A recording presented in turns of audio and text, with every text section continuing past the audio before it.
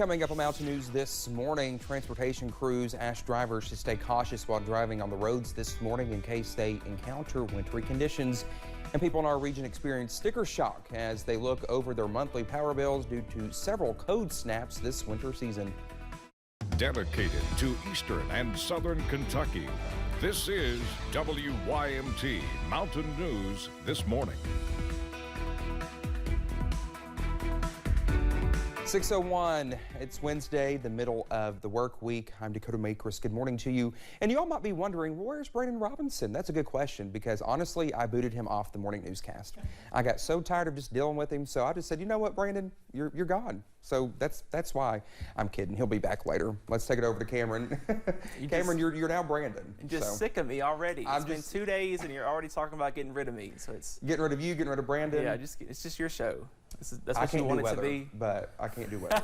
So yeah. We'll keep you all around. Well, this morning it was a busy day out there. It was a busy morning overnight last night. We had plenty of snow and freezing rain and sleet. But right now we are getting a little bit of a break, but we could still see some slick conditions out there as you step out the door. Here's a live look at Buffalo Mountain. Current temperature 28 degrees, so we are below freezing at this hour over at Buffalo Mountain. And you can notice most of the precipitation is off to the south and east right now over portions of Lee, Wise, and also into Dickinson and Buchanan counties in Virginia. But most of us are getting a little bit of a break this morning. That's the good news. The bad news, it is cold out there. Upper 20s, lower 30s, 28 in Jackson, 26 right now for Pikeville, 30 for Grundy, 25 in Irvin, and 23 over in Moorhead. So temperatures are chilly. Be sure to bundle up as you step out the door. Also some good news. We did have some counties dropped from the winter weather advisory, but it will continue for all the counties in purple, mainly near the Kentucky, Tennessee, and Virginia borders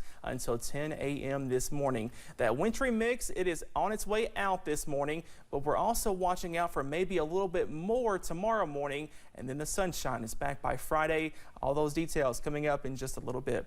Dakota? All right, Cameron, thank you. A Breathitt County woman who's been missing since the July flood has been declared legally dead.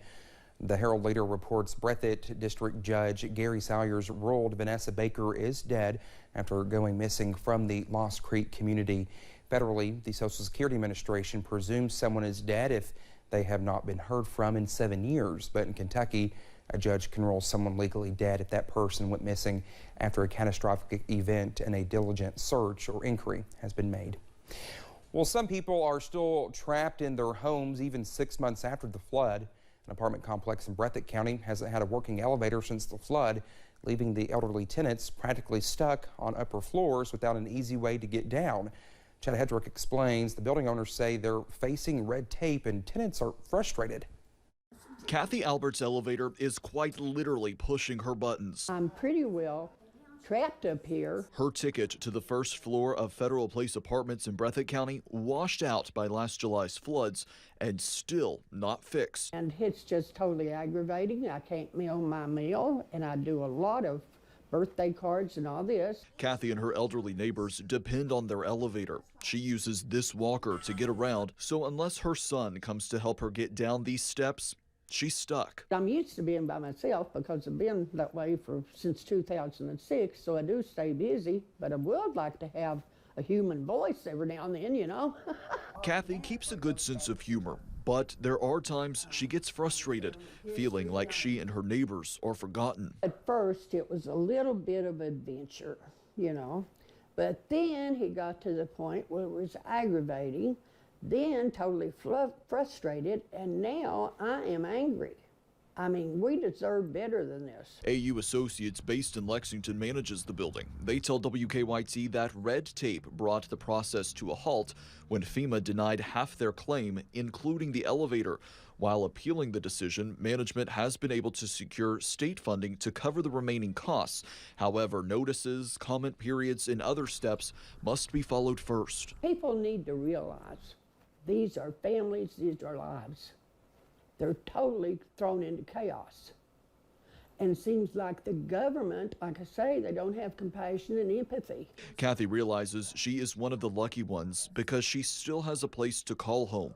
But she's sad to know there are families facing the same struggles to rebuild their lives. FEMA, whoever needs to, cut the red tape and get people their money now.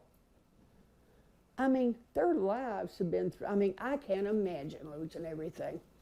I don't think I could recover from it. I really don't. In Breathitt County, Chad Hedrick, WKYT. A detailed letter will be going out to tenants at Federal Place Apartments today explaining what has happened with FEMA and why it's taking so long. The Kentucky Transportation Cabinet and first responders are reminding people to stay safe on the roads this morning.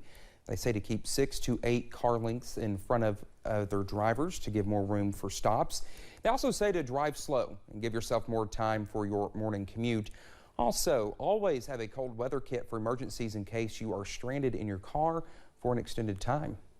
I'm talking like jumper cables, warm blankets, some non-perishable food items, different things like that. Keep that in your car just in case in instances where you might break down or you might get stuck for a while.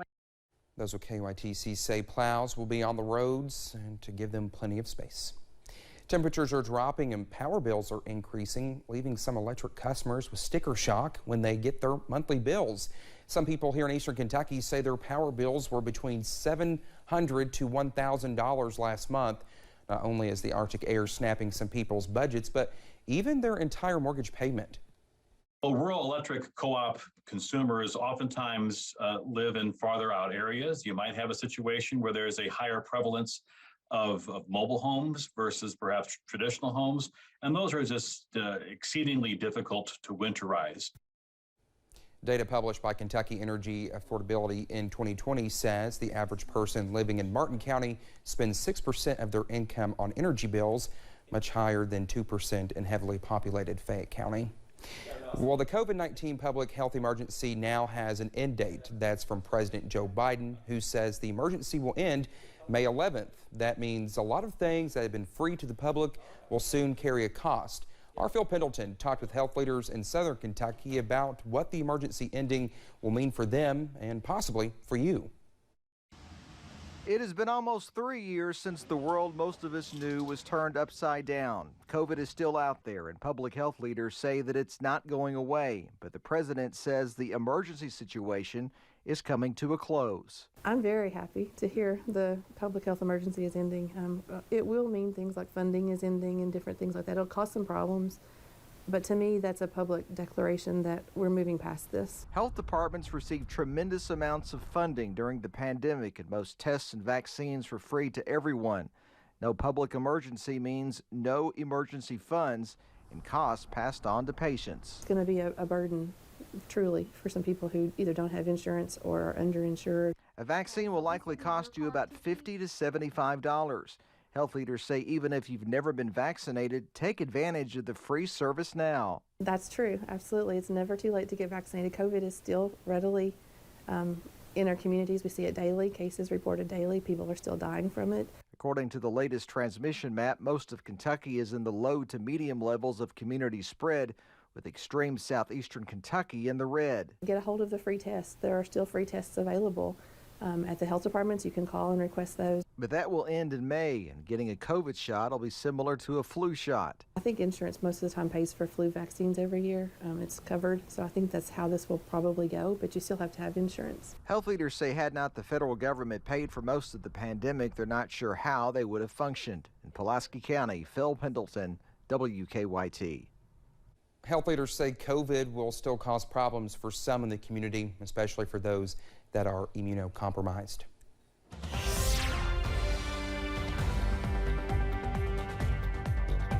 A first alert weather day continues across the mountains into your Wednesday as we are tracking a little bit more wintry mix out there right now. Here's a live look over in downtown Hazard in Perry County. Current temperature well below freezing at 28 degrees, but notice the road is just a little bit wet this morning, but still we could see a few slick spots out there, especially on the bridges. So be sure to give yourself plenty of time as you step out the door.